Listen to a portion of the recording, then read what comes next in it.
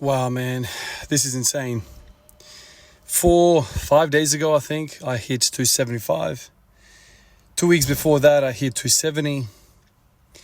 And today I hit 280. And this is on a background of not setting a PI in the deadlift for more than, I think, 2.5 years.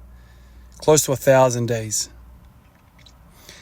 Today, though, I think I have hit the ceiling, at least for what I can do today. I had 2 bites at 280 today.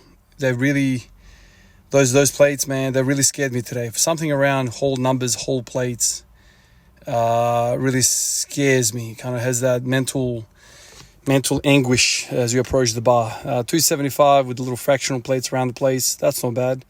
There's just a little bit more. But when you have a green on there or a blue, it really does change things, and it makes it seem like it's a lot heavier than just a 10 kilo, you know.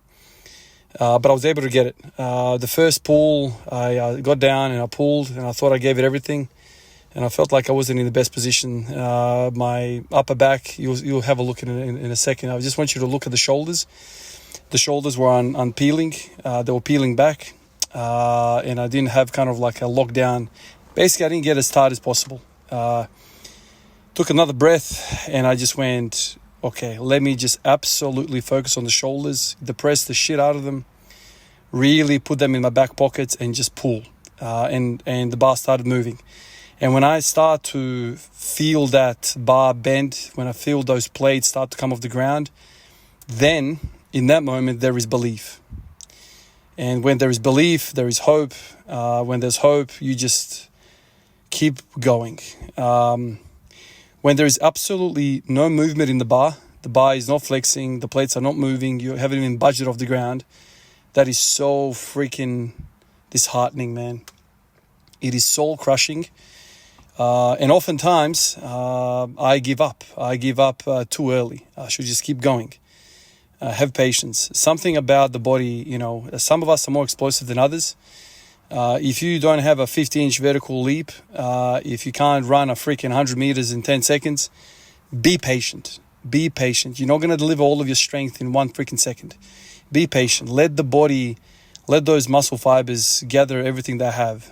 Some of us can just go like a bullet out of a gun. Boom. All of our power gets delivered instantly. For me, I feel like I need more patience. And this patience is something that I have to learn. And this deadlift bar teaches patience. It really does, because even if you're an explosive lifter, you can't lift that quickly with the deadlift bar, because it will whip back down and then it will have like this vibration in the bar.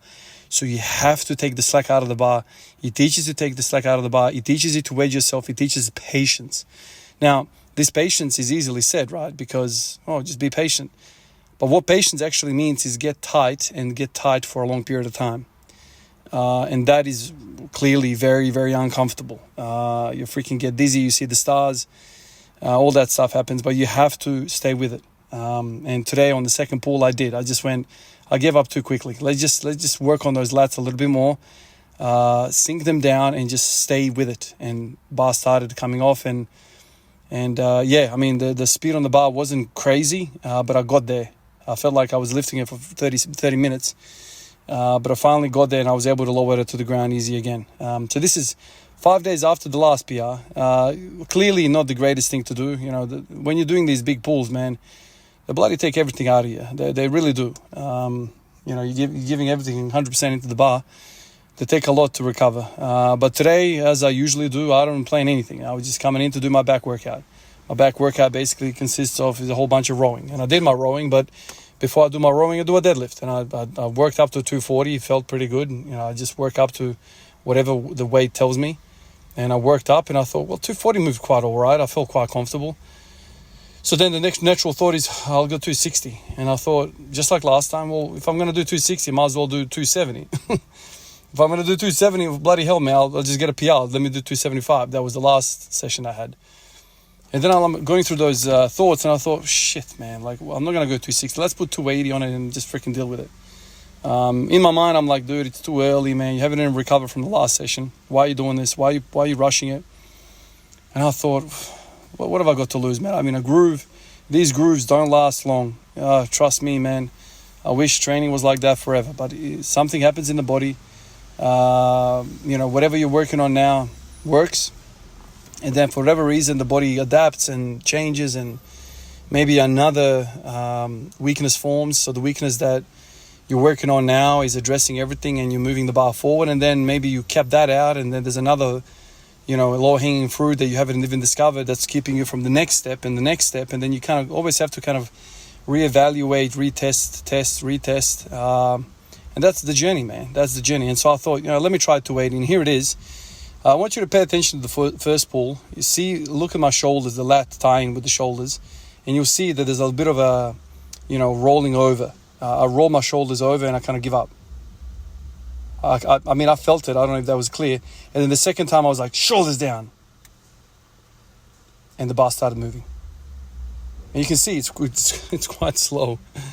It felt like an eternity for me. I think this is very, very close to me doing a 1 rep max. I think this is it. I don't think I could do 285.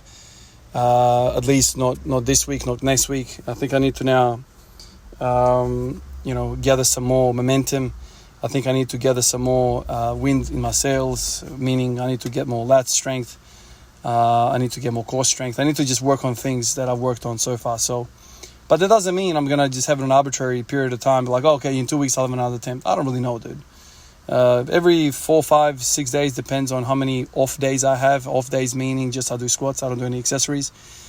But if I didn't work, I would do this every 4 days. But sometimes I work and I can't really get to the bar and do 2-hour sessions. And on those days, I just do like a 20-minute, 30-minute squat session, 5x5 low bar, and I get out of there.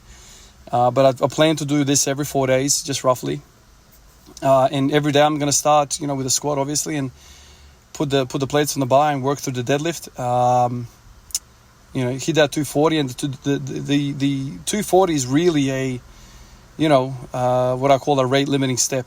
If that step is clean cut, smooth, okay, 260, then I can have a conversation, 280 or whatever.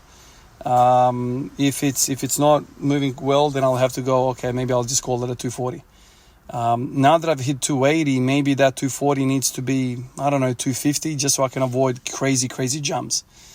Because the other thing is with doing 1 rep max is you need to have a good plan. You don't want to jump 100 kilos from your last warm up to this. It's too much. So you have to kind of, have some sort of 10%, maybe something like that. There's a lot of discussion about that. Maybe 10, 15%, something like that. But when you start going too high, the nervous system kind of gets shocked when you're pulling the 1 rep max. So you don't want that shock. You want the body kind of fired up and ready. And the warm-up sets should kind of be in the vicinity. So maybe that 240 now should be 250, something like that. Maybe even 260. Maybe that's a little bit too close. Something along those lines where I'm kind of not too far away. And then I can gauge truly is the next step possible. But anyway, great day today. I'm really in a groove right now. Body's feeling amazing. Nothing's hurting. I'm very happy. Appreciate you guys like always, and I'll catch you in the next one. Peace out.